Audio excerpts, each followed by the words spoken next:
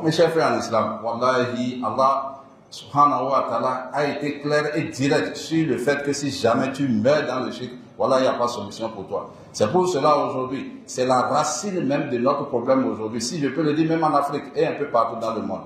Un exemple simple qui doit attirer votre attention. Vous allez en Inde. L'Inde aujourd'hui est reconnue comme la poubelle du monde entier. C'est-à-dire le pays du désordre du monde entier, le pays de la pourriture. Pourquoi? Parce qu'ils ont pris la socialisme comme leur propre culture ou bien comme l'image de leur pays. Comme nous aussi, on est en train de chercher à faire aujourd'hui ici. Qu'Allah subhanahu wa ta'ala nous en préserve.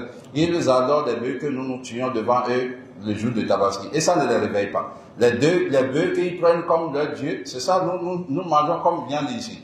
Donc avec cela encore, ils pensent qu'ils sont encore sur le droit chemin et combattent les musulmans. Ils adorent même les souris. Les souris qu'ils adorent, c'est ça, nous on court dans nos maisons avec des tabacs, on le frappe jusqu'à le tuer.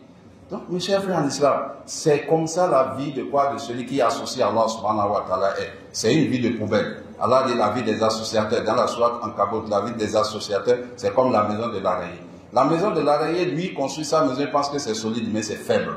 C'est une maison, quand le vent vient, ça l'emporte. C'est une maison dans laquelle, quand tu vois l'araignée, est le seul animal au monde, quand sa femme tombe enceinte, il mange le mari. L'araignée, quand il fait des enfants, ses enfants se mangent entre eux jusqu'à il va rester un seul enfant. Donc, sur le plan physique, c'est faible. Sur le plan moral, c'est faible. Et Allah dit, la maison des associatés, c'est comme ça.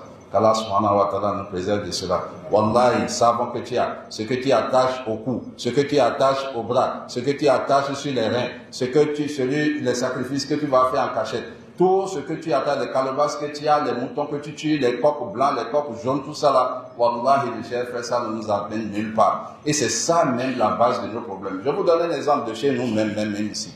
En Afrique, ici, là, avec la colonisation, aujourd'hui, on nous dit, il faut que nous revenions à nos cultures. Quelle est cette culture? Ces fétiches-là que vous voyez là, pendant la colonisation, les Blancs sont venus ramasser nos parents. Devant les fétiches-là, ils n'ont pas fait quelque chose. Après, les Blancs se sont fâchés, même ils sont venus ramasser les fétiches eux-mêmes. Ils l'ont emporté, ils les ont mis dans une vitre, dans un armoire. Pendant 400 ans, les fétiches ne peuvent pas casser la vitre, là, c'est nous encore, on a pris notre argent pour aller les ramasser et ramener. Mais c'est ça, on dit que c'est notre image, c'est notre culture. Des vauriens, c'est-à-dire des choses fabriquées en bois de vauriens, comment peuvent-ils nous sauver ou bien nous protéger? Voilà, l'affaire est ça, l'affaire est grave.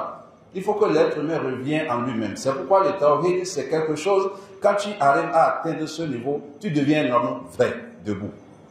Tu es considéré, tu es respecté. Tu as la beauté, tu as la lumière. Ça te fait pardonner les péchés. Allah subhanahu wa ta'ala, tu as de la considération dans ce bas monde et dans l'au-delà. Donc c'est le premier sujet ça, et c'est le vrai problème, la racine du problème de l'Africain, c'est ça.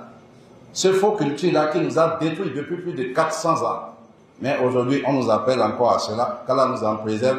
Nous musulmans, nous avons l'autorisation, nous avons le droit d'appeler les gens, attirer l'attention des gens sur cette erreur-là, afin que les gens puissent voir clair et savoir que tout ça là n'est pas quelque chose qui peut nous guider ou bien qui peut nous aider. Au contraire, ce qui peut nous aider, c'est quoi? C'est le tawhid. Aujourd'hui, regardez la vie dans laquelle nous sommes.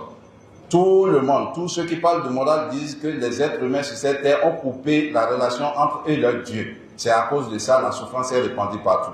Voilà, et c'est vrai. Nous avons coupé le lien entre nous et Allah subhanahu wa ta'ala. C'est lui qui a créé le monde, il nous a créé, il nous a montré le chemin. Mais aujourd'hui, les gens ont abandonné Allah. Les souffrances sont beaucoup. Les chômages partout. Les enfants ne respectent plus leurs parents. Les parents, le père ne connaît plus son droit. La femme ne connaît plus ses droits. Les enfants sont dans le désordre. Là, on dépense énormément de l'argent pour du zéro. Ils ont le doctorat, ils ont le général. Pas de travail, rien. La souffrance est partout. Et tout le monde crie. Mais alors là, nous oublions là où nous avons cogné le pied. On cherche là où on a tombé. Nous avons cogné le pied quand nous avons abandonné Allah subhanahu wa ta'ala. Et on a commencé par visiter des êtres humains pour nous aider, pour demander des aides. Aller visiter des tombeaux, des morts, aller visiter des marabouts bandits qui sont assis dans leur maison en train de prier pour que tu amènes ton argent avant que sa femme n'aille au marché. Allah subhanahu wa ta'ala nous guide sur le droit chemin. Wallahi, l'affaire est très importante. L'affaire est très importante. Il faut que nous revenions sur le tawhid. Allah a promis dans le Coran.